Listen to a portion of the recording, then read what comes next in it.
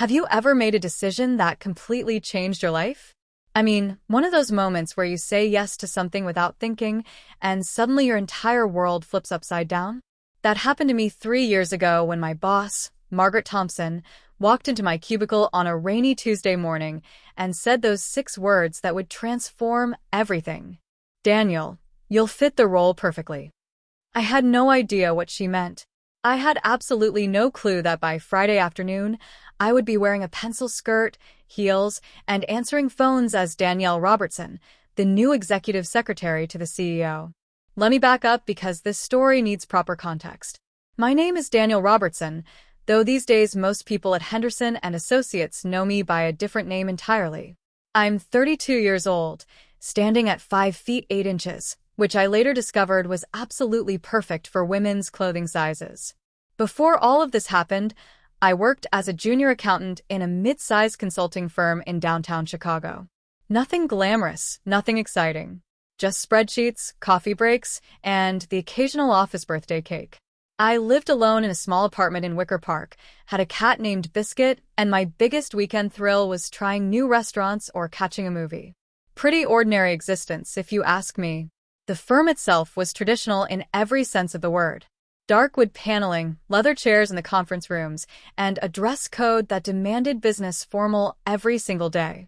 I wore the same rotation of 5 suits, alternating ties to create the illusion of variety. Most of my colleagues were older, career professionals who had been with Henderson and Associates for decades. The company handled corporate consulting for major clients, primarily financial restructuring and merger advisory services. Boring stuff to most people, but it paid the bills and offered decent benefits. Margaret Thompson was our chief operating officer and, honestly, one of the most intimidating people I had ever encountered.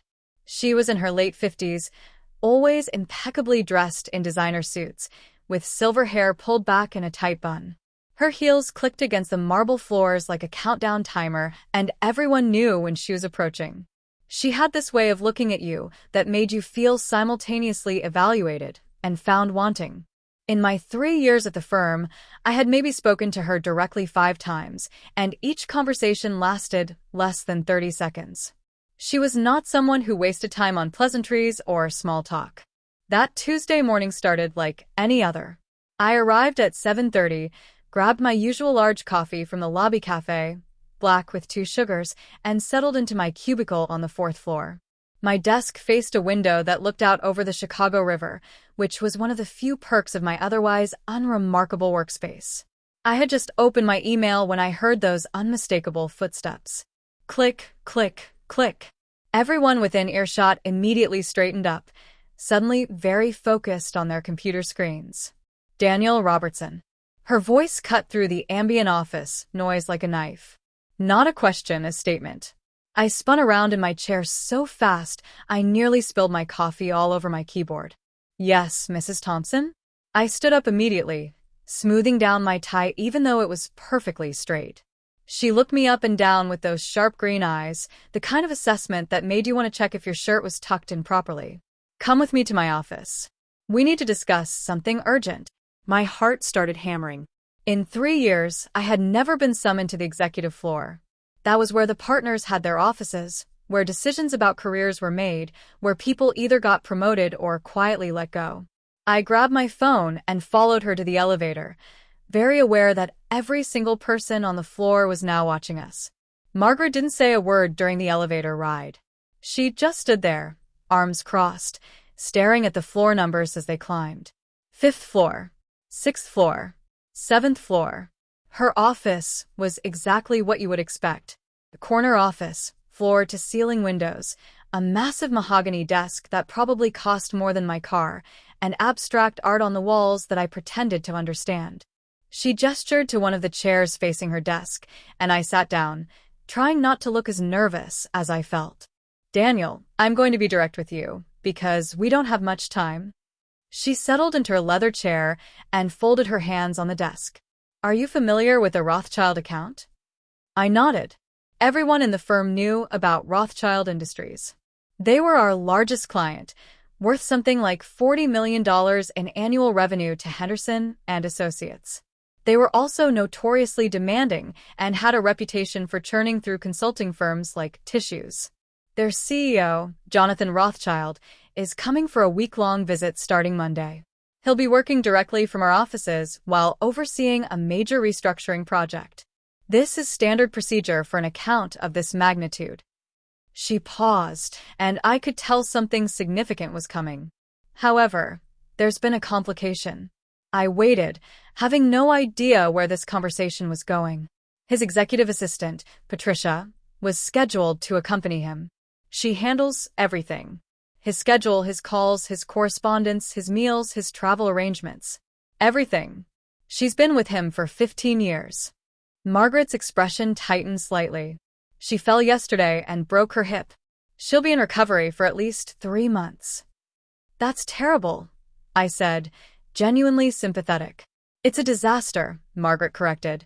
Jonathan Rothschild does not function without Patricia. He's made that abundantly clear over the years. He's also made it clear that he will not work with just anyone. The replacement must meet very specific criteria. I still had no idea why I was sitting in her office hearing about this. Margaret pulled out a file folder and opened it, scanning a document. He requires someone detail-oriented, discreet, capable of managing complex schedules, professional in appearance and demeanor, and here's the critical part. He specifically prefers working with female assistants. He finds them more organized and easier to communicate with. She looked up at me. His words, not mine. I personally find that perspective outdated and borderline offensive, but Jonathan Rothschild is 73 years old and set in his ways. And he's worth $40 million a year to this firm. The pieces were starting to come together in my head, but surely she wasn't suggesting what I thought she was suggesting. We've spent the last 24 hours trying to find someone suitable. We contacted 3 executive staffing agencies. We reached out to our network. We even considered flying someone in from our New York office. Nothing has worked. Everyone qualified is already placed, and the timeline is impossible. He arrives Monday morning. That gives us 6 days. She closed the folder and looked directly at me. Then I remembered something from your personnel file. My stomach dropped. What could possibly be in my personnel file that was relevant to this situation? You have a degree in communications in addition to your accounting certification. You worked as an administrative assistant during college. Your performance reviews consistently mention your attention to detail and organizational skills. You're professional, you're discreet, and according to Janet in HR, you're one of the few people in this building who actually reads instructions before asking questions. She leaned forward slightly. And you're physically slight enough that with the right presentation, you could pass as female. There it was, out loud, in the open. My brain seemed to stop working for a moment. I'm sorry, what? It was all I could manage. I need you to present as a woman for the next week and serve as Jonathan Rothschild's executive assistant while he's working from our offices. She said it so matter-of-factly, as if she were asking me to cover someone's shift or take notes in a meeting. I realize this is highly unusual, and under normal circumstances, I would never make such a request. But these are not normal circumstances. We are talking about the firm's largest client and a $40 million account that could evaporate if we don't meet his needs. I just stared at her. Surely this was a joke. Surely someone was going to jump out and yell, "Gotcha," and we would all laugh about how ridiculous this was. But Margaret Thompson did not joke. Ever. You want me to cross-dress? For work. For a week. I needed to say it out loud to confirm I was actually hearing this correctly. I'm asking you to take on a temporary role that requires a specific presentation. She pulled out another document. You would be compensated, of course. We're talking about a $10,000 bonus for the week, plus a promotion to senior accountant with a corresponding salary increase. This would also put you directly on the partner's radar, which, as you know, is essential for advancement in this firm. $10,000. A promotion. My mind was racing. This was insane. Absolutely insane. I had never cross-dressed in my life. Well, that wasn't entirely true. There was that one Halloween in college when my roommate convinced me to go as a flapper girl, but that was a party costume, not a professional workplace situation. This was completely different. This was pretending to be someone else for a week, lying to a client, potentially destroying my reputation if anyone found out. Mrs. Thompson, I don't think I can do this. I don't know the first thing about being a woman. I don't know how to walk in heels or apply makeup or any of that. And what if he figures it out? What if everyone figures it out? That's why we have 6 days. She pulled out her phone and sent a quick text. I've already spoken with Veronica Chun in marketing. She's agreed to help with your transformation. Hair, makeup, wardrobe, movement, voice modulation, everything. She used to work in theater before joining the corporate world. If anyone can pull this off, it's Veronica. But the ethics of this, the deception. Are you familiar with the concept of corporate theater, Daniel? She didn't wait for me to answer. Every single day in business, we present versions of ourselves that are curated, managed, and optimized for specific audiences. We wear costumes called business suits. We perform scripts called presentations. We adopt personas that serve strategic purposes. This is simply a more dramatic version of what we all do anyway. I wanted to argue with her logic, but part of me understood what she was saying. Still, this felt different. This felt like crossing a line I couldn't uncross. What if I say no? I asked quietly. Margaret leaned back in her chair. Then I'll respect your decision, and we'll figure out another solution. But I'll be honest with you, Daniel. Opportunities like this don't come along often. You've been stuck in that junior accountant position for 3 years. You're talented, but you're invisible. This is your chance to be seen, to be recognized, to move your career forward in a meaningful way. She paused. And between you and me, I think you'd be good at this. Why do you think that? Because you're careful. You think before you speak. You notice details other people miss. Those are exactly the qualities a good executive assistant needs. She glanced at her watch. I need an answer by end of business today. Think about it. Talk to Veronica if you want more information. But understand that if you say yes, you're committing fully. There's no halfway on something like this. I left her office in a complete daze. The elevator ride back down to the 4th floor felt like it took hours. When I got back to my cubicle, my coffee was cold and my computer screen had gone to sleep. I just sat there, staring at nothing, trying to process what had just happened. $10,000 would completely wipe out my credit card debt. A promotion would mean I could finally afford a better apartment, maybe even start saving for a house. Being on the partner's radar would open doors that had been firmly closed for years. But the cost? Pretending to be someone else. Wearing women's clothes. Learning to act feminine. Potentially humiliating myself if it all went wrong. I spent the rest of the morning pretending to work while my mind spun in circles. Around 11, I got an email from Veronica Chun asking me to come to her office whenever I was ready to talk. No pressure, she wrote. Just want to answer any questions you might have. I waited until lunch, then made my way to the marketing department on the 6th floor. Veronica's office was small but colorful, completely different from the rest of the firm's conservative aesthetic. She had photos on the walls from various theater productions, a rainbow flag on her desk, and a collection of vintage fashion magazines stacked in the corner. Daniel, come in, sit down. She was in her early 40s, with short purple-tinged hair and bright red glasses. Her energy was completely different from Margaret's cold efficiency. I assume Margaret hit you with the proposal this morning? She did. I sank into the chair across from her desk. I still don't know if this is real or if I'm having some kind of stress-induced hallucination. Veronica laughed. It's real, and I know it sounds absolutely bonkers. When Margaret called me last night, I thought she had finally lost it. But then she explained the situation, and honestly, I think it could work. How could this possibly work? She stood up and walked around her desk, studying me with the same assessing look Margaret had given me earlier, but somehow less intimidating. You've got good bone structure. Nice, clear skin. Your features are fine rather than heavy. Your build is slim. Your hair is a little long for a guy, which actually helps. She tilted her head. With the right styling, the right clothes, the right makeup, I think you'd be genuinely convincing. But I don't know anything about being a woman. Neither did I until I became one, Veronica said with a grin. I'm transgender, Daniel. I transitioned 12 years ago. I know exactly what it takes to present as female when the world expects otherwise. And I can teach you everything you need to know. That caught me completely off guard. I had no idea. Most people don't, which means I'm doing something right. She sat back down. Look, I'm not going to pressure you either way. This is your decision, and it's a big one. But if you decide to do this, I promise I'll make sure you're prepared. We'll practice everything. Walking, talking, sitting, gesturing. We'll build you a complete wardrobe. We'll work on makeup until you can do it yourself. We'll create a backstory that makes sense. You won't be going into this blind. What about people recognizing me? I work here. People know me. That's actually easier than you think. You'll be working on the executive floor, which is mostly isolated.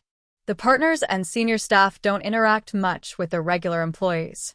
We'll style you differently enough that casual recognition becomes unlikely. Hair, glasses, makeup, clothes, all of that creates a completely different visual package. Plus, people see what they expect to see. If everyone is told that Danielle Robertson is Jonathan Rothschild's assistant visiting from out of town, that's who they'll see. I rubbed my face with both hands. This is crazy. It absolutely is, Veronica agreed. But it's also kind of exciting, don't you think? How many people get an opportunity like this? To step completely outside their normal life and try something radically different. Most people would call that a crisis, not an opportunity. She laughed again. Fair point. But here's what I think, for whatever it's worth. You're clearly a thoughtful person. You're sitting here asking the right questions instead of just running away. That tells me you're at least considering it. So, ask yourself this. What's the worst that could happen? Really think about it. What's the actual worst-case scenario? I thought about it. He figures out I'm not actually a woman. I get fired. I become the laughingstock of the entire company. My career is destroyed. Okay, and what's the best-case scenario? I pull it off. I get the bonus and the promotion. I advance my career. Maybe I learn something about myself in the process. Right. So the question is, what's more likely? And are you willing to take that risk for the potential reward? She leaned forward. Here's my professional opinion, having worked in theater for 15 years before this. With proper preparation and training, the success rate for this kind of thing is actually pretty high. People are not nearly as observant as they think they are. And you'd be surprised how much confidence and commitment sell a performance. If you believe you're Danielle Robertson, everyone else will too. We talked for another hour. She showed me examples of transformations she had done for theater productions, explained the basics of makeup and styling, and walked me through what the week would actually look like. By the time I left her office, I still wasn't sure what I was going to do, but I had a much clearer picture of what I was actually being asked to consider. I spent the afternoon researching. I looked up executive assistant responsibilities, watched YouTube videos about makeup tutorials, read articles about crossdressing in professional contexts. Everything I found suggested this was risky, but not impossible. I made a list of pros and cons. The pros column was shorter, but more impactful. The cons column was longer, but mostly fear-based. At 4 o'clock, I walked back up to Margaret's office. Her assistant told me she was on a call, but would be available in 10 minutes. I waited in the reception area, my heart pounding so hard I could feel it in my throat. This was it. Decision time. When she finally called me in, I didn't sit down. I just stood there in front of her desk and said, "I'll do it. But I need your word that if this goes wrong, I won't be fired. I need protection." Margaret nodded slowly. "You have my word. If Jonathan Rothschild discovers the situation, I'll take full responsibility. You'll keep your current position at minimum, though obviously the bonus and promotion would be void. But you won't be terminated. Do we have an agreement?" "We have an agreement." She stood up and extended her hand. We shook on it, and just like that, my fate was sealed. I was going to become Danielle Robertson for a week.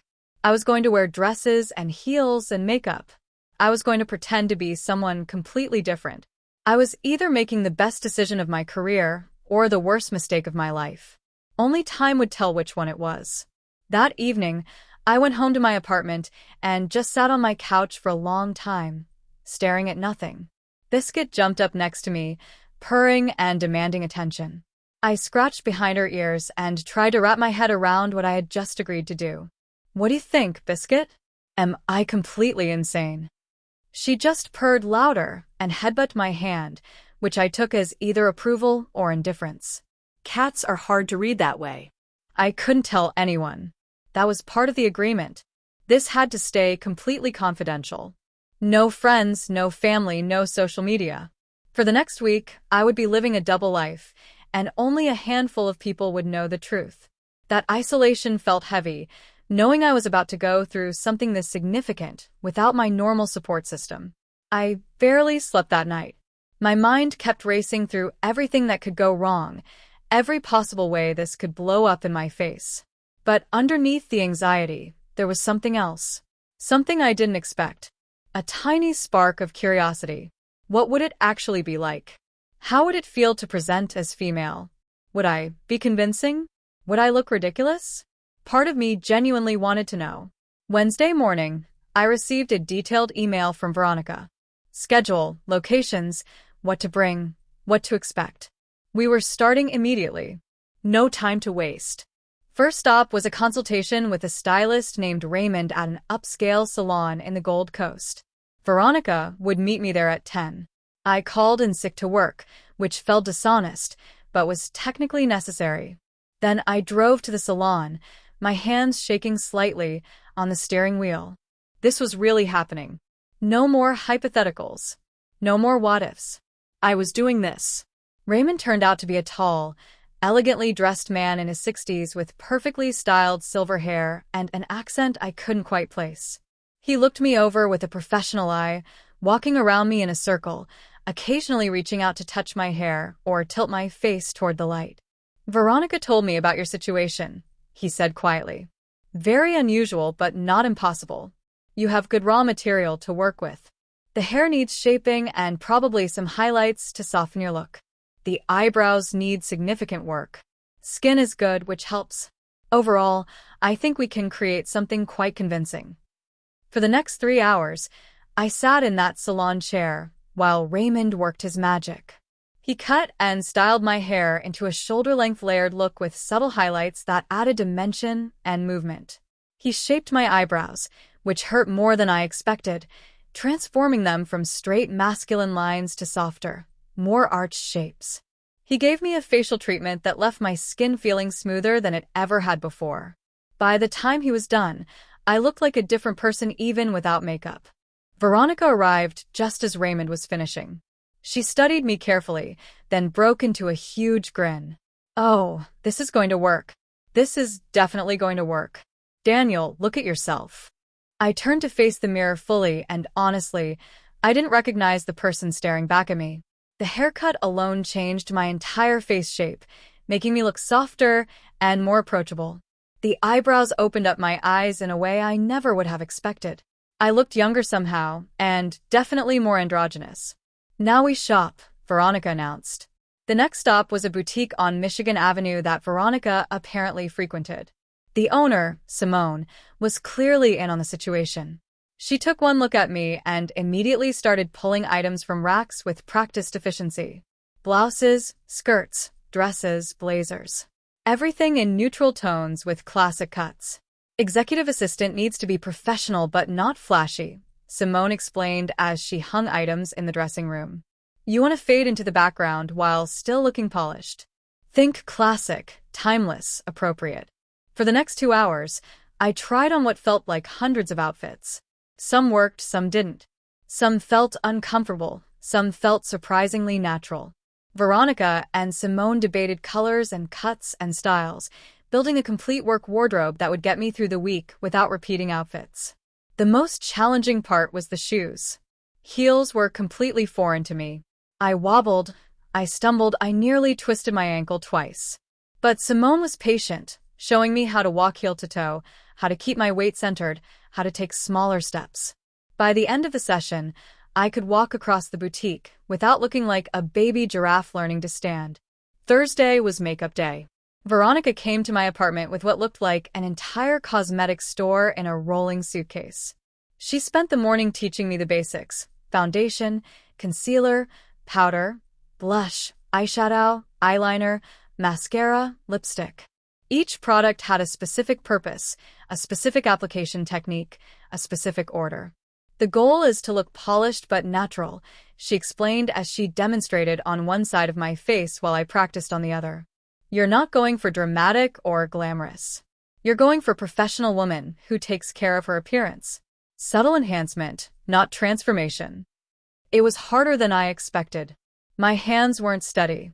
I poked myself in the eye with the mascara wand. I applied too much blush and looked like a clown. But Veronica was endlessly patient, correcting my mistakes, showing me tricks, helping me practice until I could create a reasonably convincing face. By Thursday afternoon, we moved on to voice and movement. This was where things got really interesting. Veronica explained that pitch wasn't actually the most important factor in sounding feminine. Resonance, inflection, and speech patterns mattered much more. Men tend to speak from the chest with more monotone delivery, she demonstrated, dropping into a deeper register. Women tend to speak from the throat and head with more melodic variation. She shifted to a higher, more fluid tone. You don't need to go falsetto or sound like you're imitating. You just need to adjust resonance and add more expressiveness. We practiced for hours. Reading passages, having conversations, answering phone calls. Gradually, I found a voice that felt sustainable, something I could maintain without strain. It wasn't dramatically different from my normal speaking voice, but it was softer, more inflected, with more variation in tone. Movement was equally important. Men take up space, Veronica explained. Women are socialized to minimize space. Watch. She sat down in a chair with legs spread, taking up maximum room. Then she adjusted, crossing her legs, tucking her arms in, occupying half the space. See the difference? You need to train yourself to move more compactly. Cross your legs when you sit. Keep your gestures closer to your body. Take smaller steps. These are all tiny adjustments, but they add up to reading as feminine. Friday was dress rehearsal day. I got up early, showered, and began the process of transforming into Danielle. Hair styled, makeup applied, outfit selected. A navy blue sheath dress with a matching blazer, nude heels, simple jewelry. It took me almost 2 hours to get ready, which Veronica had warned me would be normal at first. When I finally looked at myself in the full-length mirror, I actually gasped. The person staring back at me wasn't Danielle Robertson, junior accountant. It was Danielle Robertson, executive assistant. She was polished, professional, and completely convincing. I couldn't believe what I was seeing. Veronica picked me up at 9, and we drove to a coffee shop across town where no one from the firm would recognize me. This was the real test, interacting with strangers as Danielle. My hands were shaking as we walked in. The barista smiled at us, took our order without hesitation, and called out Danielle when my latte was ready. Nobody stared. Nobody questioned. Nobody saw anything unusual. We spent the morning in public spaces, practicing casual interactions. Buying groceries, browsing in a bookstore, having lunch at a restaurant. Every single interaction went smoothly. People treated me exactly like they would treat any other woman. The validation was both thrilling and terrifying. That afternoon, we went to Henderson and Associates after hours when the office was mostly empty. Margaret met us there with the partner who handled the Rothschild account, a man named Gerald Hoffman. He was in his 60s, silver-haired, with a kind of face that looked perpetually skeptical. This is Danielle Robertson. Margaret introduced me. She'll be serving as Jonathan's assistant next week. Gerald looked me up and down, his expression unreadable. My heart was hammering. This was a partner in the firm, someone who had known me as Daniel for 3 years. If he recognized me, this entire plan was dead in the water.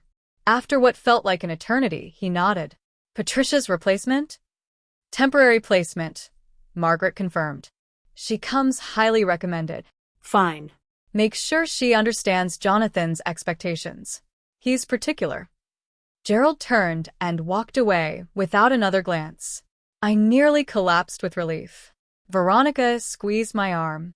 See? You're completely convincing. That evening, Veronica helped me prepare everything I would need for Monday. We organized my wardrobe, laid out accessories, created a morning routine checklist. She gave me a pep talk about confidence and commitment. Then she hugged me and said, "You've got this. Trust yourself. Be Danielle." Saturday and Sunday were spent in isolation, practicing everything over and over. Getting dressed, applying makeup, speaking in my new voice, moving in heels. By Sunday night, I felt as ready as I was ever going to be. I set 3 alarms for Monday morning and tried to sleep, though anxiety kept me awake most of the night. Monday morning arrived like an approaching storm. I dragged myself out of bed at 5, giving myself 3 full hours to get ready. Shower, hair, makeup, outfit. Everything had to be perfect. I chose a charcoal gray pencil skirt, white silk blouse, and black blazer. Simple pearl earrings, and a matching necklace. Black heels that I had practiced walking in for hours. By 7:30, Danielle Robertson was ready for her first day. I drove to the office in a fog of nerves. The underground parking garage was mostly empty this early. I parked in my usual spot, then realized that Danielle Robertson would park there. Danielle Robertson wouldn't. I moved my car 3 levels up to the executive parking area, my hands trembling on the steering wheel. The elevator ride to the 7th floor felt like traveling to another dimension. When the doors opened, I stepped out into the executive reception area, my heels clicking on the marble floor. The receptionist, Ashley, looked up and smiled. "Good morning. You must be Danielle. Mrs. Thompson said you'd be arriving early. Mr. Rothschild's office is ready for you down the hall, 3rd door on the right." She didn't recognize me. Ashley, who I'd spoken to dozens of times as Daniel, had no idea who I was. The disguise was complete. "Thank you," I said in my practiced voice, soft and professional. "Is Mrs. Thompson in yet?" "She'll be here by 8. Can I get you coffee or anything while you wait?" "Coffee would be lovely, thank you. Black with 2 sugars." I made my way down the hall, acutely aware of every step, every movement, every sound. The office Ashley had indicated was spacious, with a large desk positioned outside an even larger corner office. This would be my workspace for the week. Jonathan Rothschild's temporary domain was through the connecting door. I set down my purse, still weird to carry a purse, and surveyed the space. Someone had left detailed notes about Jonathan's preferences and schedule. I started reading through everything, trying to absorb as much information as possible before he arrived. Margaret appeared at 8 sharp, looking me over with an approving nod. "Good. You look professional. How are you feeling?" "Terrified," I admitted quietly. "That's normal. Remember, you're not here to be liked. You're here to be efficient. Keep things running smoothly. Anticipate his needs, stay organized, and don't draw unnecessary attention to yourself. Jonathan will arrive at 9. I'll make introductions, then you're on your own." "Any questions?" About 1,000,000, but none that she could actually answer. "I think I'm ready. Good luck, Danielle." She emphasized the name deliberately, reminding me who I needed to be. At 8:45, my phone buzzed with a text from Veronica. "You've got this. Be confident. Channel your inner executive assistant. I'm rooting for you." At 8:57, the elevator chimed. I heard voices approaching, and then Margaret appeared with a tall, elderly man in an impeccable 3-piece suit. Jonathan Rothschild had the bearing of someone who had spent his entire life commanding rooms. Silver hair, sharp blue eyes, a presence that demanded attention without saying a word. "Jonathan, this is Danielle Robertson, your assistant for the week." Margaret made the introduction smoothly. "Danielle comes with excellent credentials and has been thoroughly briefed on your preferences." Jonathan looked at me with those penetrating blue eyes, and I felt like I was being X-rayed. Every instinct screamed to look away, but I held his gaze, keeping my expression neutral and professional. "Patricia spoke very highly of our arrangements here," he said, his voice deep and measured. "I expect the same level of competence and discretion. I don't tolerate mistakes or inefficiency." "Understood, Mr. Rothschild," I replied, keeping my voice steady. "I'm here to make your week as productive as possible." He studied me for another long moment, then nodded curtly. "We'll see." I need coffee immediately. Dark roast, no sugar, no cream. I take calls starting at 9:30. My schedule is on your desk. Review it and brief me in 15 minutes on today's priorities. With that, he walked into his office and closed the door. Margaret gave me an encouraging look and disappeared back down the hall. I was alone. Well, not alone. I was Danielle Robertson, executive assistant, and I had exactly 15 minutes to prove I could do this job. I grabbed the schedule and started reading, my mind shifting into high gear. 3 conference calls, 2 in-person meetings, a working lunch with the partners, an afternoon strategy session, and dinner with a potential client. Every event had detailed notes about participants, objectives, and required materials. This was going to be intense. I prepared his coffee exactly as specified and knocked softly on his door. "Come in," he called. I entered, placed the coffee on his desk, and launched into the briefing Veronica and I had practiced. "Good morning, Mr. Rothschild. Here's your overview for today. First call is at 9:30 with the Tokyo office regarding the merger timeline. All materials are loaded on your tablet. At 11, you're meeting with Gerald Hoffman and 2 associates to review preliminary numbers. Conference room B is reserved. Working lunch at 12:30 with the partners to discuss overall strategy. Your afternoon session starts at 2 and runs until 4, reviewing departmental restructuring plans. Dinner tonight is at 7 with Marcus Chun from Velocity Capital. Reservation confirmed at the signature room. You'll need to leave here by 6:15 for traffic." He took a sip of his coffee, still watching me with those evaluating eyes. "And what do you anticipate will be the primary challenge today?" The question caught me off guard, but I thought quickly. The Tokyo call. There's a 14-hour time difference, which means they're ending their day while you're beginning yours.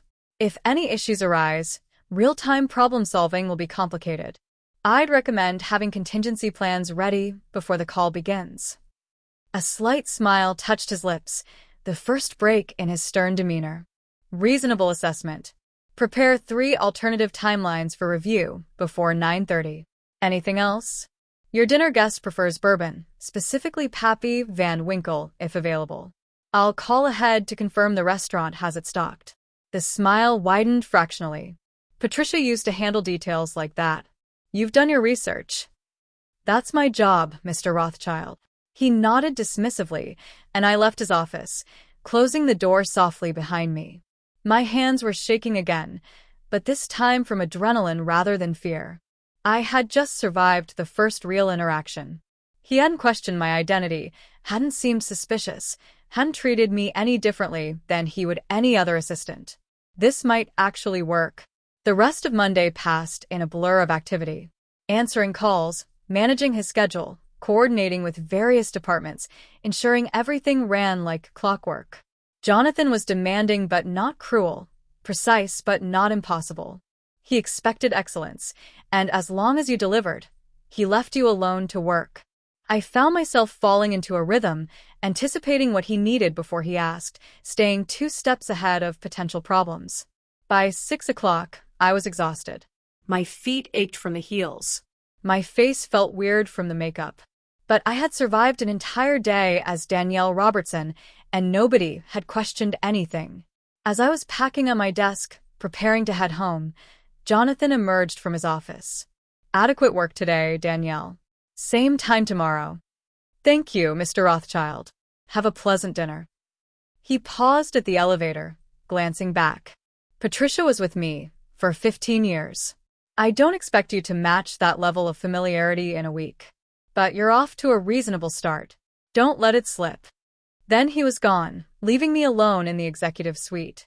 I slumped in my chair, overwhelmed by relief and exhaustion. One day down. For more to go. I texted Veronica from the parking garage. Survived day 1. He bought it completely. Her response came immediately. "Told you. Now go home, rest, and get ready to do it again tomorrow. You're killing this." That night, I fell asleep the moment my head hit the pillow, too exhausted to even think about everything that had happened. When my alarm went off Tuesday morning, it took me a moment to remember why I was waking up so early. Then it all came flooding back. Right. I was Danielle Robertson. Time to do this all over again. Tuesday brought new challenges. Jonathan had back-to-back meetings all morning, which meant constant coordination with multiple departments. Documents needed printing, binding, and distributing. Conference rooms needed setting up. Audio-visual equipment needed testing. Catering needed ordering. Every tiny detail fell under my responsibility. Around 2 in the afternoon, I was rushing down the hall with an armful of folders when I literally bumped into someone coming around the corner. Papers went flying everywhere. I dropped to my knees, scrambling to gather everything, mortified by the clumsiness. "I'm so sorry. I wasn't watching where I was going," I apologized, keeping my voice in its feminine register despite the stress. "No worries, totally my fault." The voice was male, friendly, familiar in a way that made my stomach clench. I looked up and found myself staring at Marcus Wu, my cubicle neighbor from the 4th floor. We'd had lunch together at least once a week for the past 2 years. He was one of my closest work friends. And he was crouching down, helping me pick up papers, with absolutely no recognition in his eyes whatsoever. "Let me help you with these," Marcus said, stacking folders neatly. "You look like you're having one of those days." "You have no idea," I said truthfully, my heart pounding. "I'm Marcus, by the way. I work in accounting downstairs. Are you new?" Danielle. "I'm temporarily working as an executive assistant upstairs." "Well, welcome to Henderson and Associates, Danielle. If you ever need anything, accounting is on 4. Though fair warning, we're significantly less exciting than the executive floor." He handed me the last folder with a smile. "There you go. All recovered." "Thank you, Marcus. I really appreciate it." Anytime. "Good luck with the rest of your day." He walked away, whistling slightly, completely oblivious to the fact that he'd just had a 5-minute conversation with his friend Daniel. I stood there for a moment, overwhelmed by the surreality of the situation. The disguise was so complete that even people who knew me well didn't recognize me. It should have felt like victory, but instead it felt weirdly isolating. I was invisible as myself, replaced by this manufactured persona. The rest of the week continued in that vein. Wednesday brought a crisis, when one of Jonathan's clients threatened to pull out of a deal. I spent 4 hours coordinating emergency conference calls, pulling financial projections, and managing damage control. Jonathan barked orders. I executed them flawlessly, and by the end of the day, the client was back on board. He actually thanked me, which felt like high praise given his usual demeanor. Thursday was the most challenging day. Jonathan decided to work through lunch, which meant I couldn't take a break either. By 3 o'clock, I was running on pure adrenaline, my feet screaming in those heels, my face starting to feel oily under the makeup. But I pushed through, maintained my composure, and kept everything running smoothly. Friday morning, I woke up with a strange mix of emotions. This was the last day. Tomorrow, I would go back to being Daniel Robertson, junior accountant. This entire extraordinary week would become a memory, a bizarre footnote in my career. Part of me was relieved. Part of me felt something else entirely, something I couldn't quite name. Jonathan arrived at his usual time, settling into his office with his usual efficiency. Around 10, he called me in for a briefing.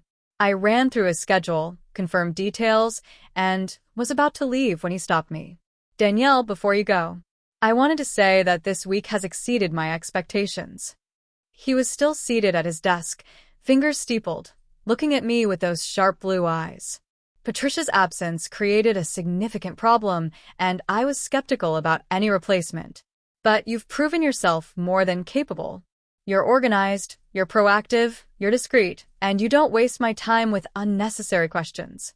Those are rare qualities." "Thank you, Mr. Rothschild. That means a great deal. I'm telling you this because I'm going to recommend to Margaret that Henderson and Associates hire you permanently as executive assistant to the partners. This firm needs someone with your capabilities in that role, and quite frankly, I trust very few people with my affairs. You've earned that trust in less than a week, which is remarkable." My stomach dropped. This was not part of the plan. This was supposed to be temporary. 1 week. Then back to normal. But Jonathan Rothschild was recommending me for a permanent position that didn't exist because Danielle Robertson wasn't a real person. I'm very flattered, Mr. Rothschild. I managed, trying to keep my voice steady. I'll certainly give that consideration. Good. I'll be speaking with Margaret before I leave today. Expect to hear from her next week about the position. He turned back to his computer, dismissing me. I walked out of his office in a daze. This was a disaster. How was I supposed to take a permanent position as someone who didn't exist? But if I turned it down, it would look suspicious. And what about Danielle Robertson's actual position? This entire situation had just become exponentially more complicated. The rest of Friday passed in a fog. I went through the motions, handling Jonathan's final meetings, organizing his departure logistics, ensuring everything was perfect for his return to the Rothschild Industries headquarters. At 5 o'clock, he shook my hand formally. Excellent work this week, Danielle. I look forward to working with you again. Thank you, Mr. Rothschild. Safe travels. He left with Gerald Hoffman, heading down to a waiting car. I stood at my desk, alone in the executive suite, and felt the weight of the week crash down on me all at once. I had done it. I had successfully pretended to be someone else for 5 days, and I had done it so well that it created a whole new set of problems. Margaret appeared in the doorway, like she had been waiting for Jonathan to leave. He called me an hour ago. He wants to offer you a permanent position. I know, he told me. This complicates things considerably. That's an understatement. I sank into my chair, suddenly exhausted beyond measure. Margaret walked into the office and closed the door behind her. Here's what I'm proposing. You've proven you can do this. Not just the assistant work, but the entire presentation. You're convincing. You're professional. And Jonathan Rothschild, a man who trusts almost nobody, trusts you. That's worth far more than the $10,000 bonus we discussed. What are you suggesting? I'm suggesting we make this permanent. Not just for Jonathan's visits, but as an actual position. Executive assistant to the partners, presenting as Danielle Robertson. You'd keep your current salary with a significant increase, better benefits, better office, and direct access to firm leadership. Your career trajectory would change overnight. I stared at her. You want me to live as Danielle Robertson permanently? As in, give up being Daniel? Not give up. Expand. Think of it as 2 roles. Daniel Robertson continues to exist on paper. He works remotely, handles accounting projects from home. Nobody questions remote work anymore. Meanwhile, Danielle Robertson becomes the visible professional presence in the office. You maintain both identities as needed. That's insane. That's completely insane. Is it? You've already proven you can do it. And more importantly, you haven't hated it.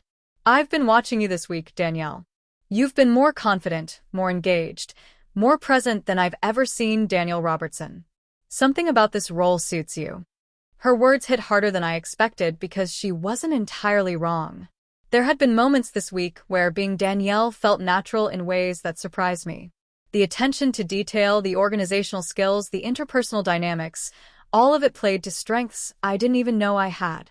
As Danielle, I had been invisible, forgettable. As Danielle, I was seen. I was valued. I was effective. I need to think about this, I said quietly. Of course. Take the weekend. But Danielle, this opportunity won't come around again. You've been given a chance to completely reinvent yourself, to step into a role that could define your entire career.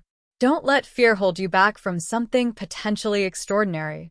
She left, and I sat there in that office as the sun set over Chicago, turning the sky orange and purple. My phone buzzed with a text from Veronica.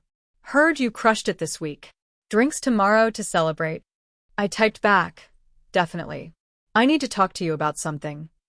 That night, I went home and looked at myself in the mirror for a long time. Danielle stared back, professional and polished in her work clothes. I slowly removed the makeup, took off the wig, changed into my regular clothes. Danielle reappeared, familiar and comfortable. But something had shifted. I couldn't quite see myself the same way anymore. Saturday afternoon, I met Veronica at a wine bar in Andersonville. She was already there when I arrived, still presenting as Danielle, wearing jeans and a casual shirt. She grinned when she saw me. There he is, the man who successfully infiltrated the executive suite. She raised her glass in a toast. How does it feel to be done? I sat down and told her everything. The successful week, Jonathan's recommendation, Margaret's proposal, the impossible decision I was now facing. Veronica listened carefully, sipping her wine, her expression thoughtful. So let me make sure I understand, she said when I finished. You're being offered a significant promotion, better pay, better position, and better career prospects. The only catch is you have to present as Danielle Robertson at work instead of Daniel Robertson. That's the dilemma? When you put it like that, it sounds ridiculous to even hesitate. But I don't know if I can do that permanently. This week was one thing. It was contained, temporary, a weird adventure. But actually living that way?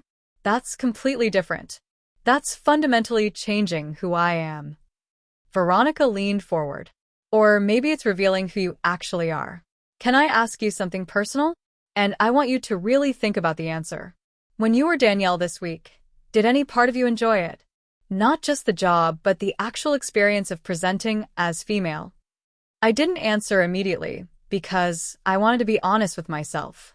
The truth was complicated. There had been moments, putting together an outfit that worked perfectly, catching my reflection and being surprised by how natural it looked, the way people responded to me with a different kind of respect, where something inside me felt right in a way I couldn't fully explain. Yes, I finally admitted. Parts of it felt good. Really good. Which scares me, because I don't know what that means about me. It doesn't have to mean anything more than what it is, Veronica said gently. Some people are perfectly content in one gender expression their entire lives. Some people aren't. Some people discover they're more fluid, more flexible, more complicated than the simple categories society wants to put us in. None of that is wrong or bad or something to be afraid of. But what if I take this job and realize I made a mistake? What if I can't sustain it? What if I hate it after a month? Then you quit and move on. This isn't a prison sentence, Daniel. It's a job opportunity. You can always change your mind. But here's what I think you should really consider: regret. 5 years from now, 10 years from now, are you going to look back and wish you had been brave enough to try? Because that's what this really is. Not about gender or performance or any of the complex theoretical stuff. It's about whether you're brave enough to step into something unknown that might make your life significantly better. We talked for another 2 hours, working through every angle, every concern, every possibility. By the time I left that wine bar, I still didn't have a definitive answer, but I had clarity about what the real question was. It wasn't, can I do this? I had already proven I could. It was, do I want to do this? And that was something only I could answer.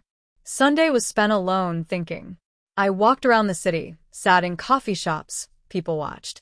I observed how women moved through the world, how they interacted, how they presented themselves. I thought about Daniel Robertson, junior accountant, invisible and forgettable. I thought about Danielle Robertson, executive assistant, valued and effective. I thought about who I wanted to be versus who I had always assumed I was supposed to be. By Sunday evening, I had made my decision. I called Margaret at home, which I had never done before and probably would never do again. Mrs. Thompson, it's Daniel. I've thought about your proposal, and I want to accept. I'll take the permanent position as Danielle Robertson. There was a pause on the other end of the line, and then I heard something I had never heard before. Margaret Thompson actually sounded pleased. Excellent decision. Come in Tuesday morning as Danielle. We'll handle all the administrative details regarding your transition. Welcome to the executive team. Monday, I spent the entire day preparing. I went shopping for a more extensive wardrobe now that this wasn't temporary. I practiced makeup until I could do a full face in under 30 minutes. I organized my apartment to accommodate both Daniel and Danielle's belongings. I called my landlord and explained I would be having a female colleague staying with me indefinitely in case anyone asked about a woman coming and going. Small lies to support the larger truth. Tuesday morning, I woke up at 5 again, but this time it felt different. This wasn't a temporary performance. This was the beginning of something new. I showered, styled my hair, applied my makeup with steady hands. I chose a deep burgundy dress with a black blazer, professional but with a hint of personality. Looking in the mirror, Danielle Robertson smiled back, ready for whatever came next. The office that day felt different. I wasn't sneaking around or trying to hide. I walked in as Danielle Robertson, executive assistant, and everyone treated me exactly like that. My new office was on the 7th floor, spacious and professional, with my name already on the door. Margaret had moved quickly, making it all official. Over the following weeks, I settled into my new role completely. The partners loved having someone competent managing their schedules and correspondence. My organizational skills, which had been wasted in accounting, thrived in this environment. I coordinated major meetings, handled sensitive client communications, managed complex logistics. I was good at this in ways I had never been good at accounting. The hardest parts were maintaining the dual identity. Danielle Robertson had to continue existing for official records, tax purposes, family communications. I told my parents I had been promoted and was traveling frequently for work, which explained why they couldn't visit unexpectedly. My friends from the accounting department thought I had transferred to a different office. Only Margaret, Veronica, and the HR director knew the complete truth. But as months passed, something unexpected happened. Danielle stopped feeling like a disguise and started feeling like a discovery. The clothes, the mannerisms, the voice, all of it became natural rather than performed. I found myself thinking of myself as Danielle more often than Daniel. When I looked in the mirror, Danielle was who I saw first.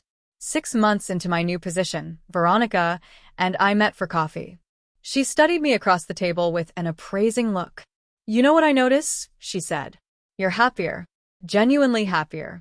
The tension you used to carry around is gone." "I am happier," I admitted. "This role fits me in ways I never expected. It's not just the job. It's everything about how I'm presenting myself. It feels authentic in a way my life never did before." "Have you thought about what that might mean long-term?" "You mean like actually transitioning? Living as Danielle full-time, not just at work?" "I'm not pushing you toward anything," Veronica said carefully. "I just want you to give yourself permission to explore what you're feeling without judgment." That conversation planted a seed that grew over the following months. I started reading about gender identity, talking to other people in the trans community, working with a therapist who specialized in gender issues. Slowly, carefully, I began to understand that what had started as a bizarre work opportunity had actually opened a door to understanding myself in fundamental ways. A year after that first conversation with Margaret, I made another decision. I began hormone replacement therapy. Not because anyone was forcing me, not because the job required it, but because it felt right for me personally. My body began to change gradually, subtly, in ways that aligned with how I saw myself. 18 months after becoming Danielle at work, I legally changed my name. Danielle Robertson became a dead name, a previous identity that no longer fit. Danielle Robertson became my legal name, my real name, who I actually was.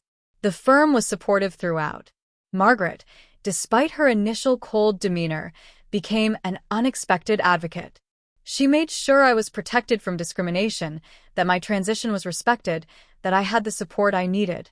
The partners, perhaps surprisingly, were equally supportive. In their practical way, they cared more about competence than gender, and I had proven my competence thoroughly. There were challenges, of course. Some clients were confused or uncomfortable. A few colleagues struggled with the transition. But most people adapted quickly, especially when they realized I was still the same person doing the same excellent work. My effectiveness as an executive assistant didn't depend on my gender. It depended on my skills, my attention to detail, my professionalism. Today, 3 years after Margaret walked into my cubicle and changed my life with 6 words, I'm standing in that same executive office, but everything has changed. I'm now the director of executive operations, managing a team of 3 assistants. I'm out and proud as a transgender woman. I'm happier and more fulfilled than I ever imagined possible. Sometimes I think about that day when I sat in Margaret's office, terrified and uncertain, agreeing to something that seemed absolutely insane. I think about how close I came to saying no, to playing it safe, to staying invisible as Danielle Robertson forever. And I'm grateful that I found the courage to say yes instead. Because here's what I learned through all of this. Sometimes the most important moments in our lives don't announce themselves as such. Sometimes they come disguised as impossible requests from intimidating bosses. Sometimes opportunity looks like risk. Sometimes discovering who you really are requires pretending to be someone else first. That weird, uncomfortable, terrifying week where I pretended to be Danielle Robertson taught me that she wasn't a disguise at all. She was me, the version of myself I had been too afraid to acknowledge. All those years living as Daniel, I had been the one performing. Being Danielle let me finally stop performing and start being authentic. I still remember Jonathan Rothschild's words on that first day. I don't tolerate mistakes or inefficiency. He was testing me, pushing me, demanding excellence. And in rising to meet that challenge, I found strength I didn't know I had. I found confidence that had been buried under years of living a life that didn't quite fit. The irony isn't lost on me that the most authentic version of myself emerged from an act of deception. But maybe that's how life works sometimes. Maybe we need permission to try on different identities before we figure out which one actually fits. Maybe courage isn't about knowing the right answer. Maybe it's about being willing to try something terrifying on the chance it might change everything for the better. So when people ask me about my journey, about how I figured out I was transgender, I tell them the truth. My boss walked into my office one day and said, "You'll fit the role perfectly." She meant it as a temporary solution to a staffing problem. But what she actually did was hand me permission to become who I really was.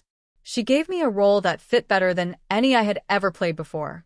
And 3 years later, I'm still playing that role, except now I understand it isn't a role at all. It's just my life. My real, authentic, complicated, beautiful life. And I wouldn't change a single thing about how I got here, even the terrifying parts. Especially the terrifying parts. Because fear is often the border between who we are and who we could become. Crossing that border requires courage, support, and sometimes a demanding CEO who needs an assistant with very particular qualifications. Thank you for listening to my story. If you're struggling with your own identity, questioning who you are or who you're supposed to be, I hope my experience offers some encouragement. The path to authenticity is rarely straightforward. It's messy and scary and full of moments where you want to turn back. But on the other side of that fear is a life that actually fits, where you can look in the mirror and recognize the person staring back. That's worth everything. That's worth the risk, the uncertainty, the difficult conversations, and the uncomfortable moments. Because living authentically, as your true self, is the greatest gift you can give yourself.